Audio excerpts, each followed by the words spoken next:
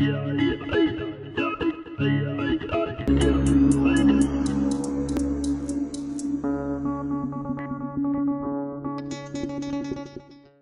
elle repose principalement sur deux éléments, quelles que soient les circonstances. C'est la perte en graisse, donc on va fondre de la masse grasse, et on va aussi perdre de l'eau, au moins pendant les premiers jours.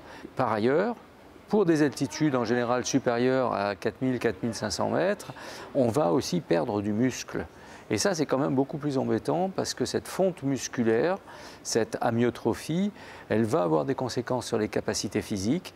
Et suivant les situations dans lesquelles on est engagé, si c'est de la très haute montagne, eh bien, on a besoin d'avoir des performances physiques vraiment au meilleur niveau pour pouvoir non seulement réussir le sommet, mais aussi souvent pour pouvoir s'en sortir vivant.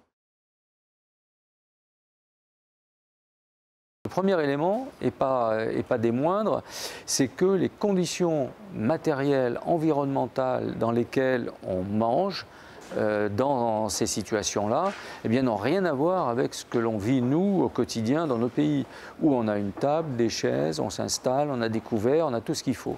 Là, au niveau des camps de base, la plupart du temps, bien, on mange sur une planche qui est dressée sur deux rochers, et dans les conditions les plus précaires, c'est-à-dire dans les camps d'altitude, eh bien, on est à quatre pattes dans une tente. Dehors, c'est la tempête, il y a des vents à plus de 100 km/h. Et donc là, il faut se débrouiller pour manger. Indépendamment de cet inconfort-là, l'altitude, l'hypoxie, va freiner la prise alimentaire spontanée.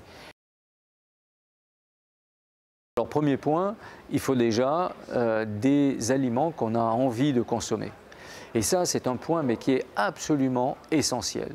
Un grimpeur de haute altitude qui envisagerait de n'amener que des barres de céréales, que des pâtes de fruits, que des choses de ce type-là, ou des lyophilisés de pâtes très similaires les uns aux autres, courrait à la catastrophe.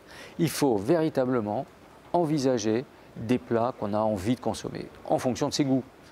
Le deuxième élément sur lequel on doit vraiment porter toute son attention, c'est d'une part des apports suffisants en protéines et d'autre part des apports suffisants en sucre, en glucides. Les apports en protéines, très peu y pensent.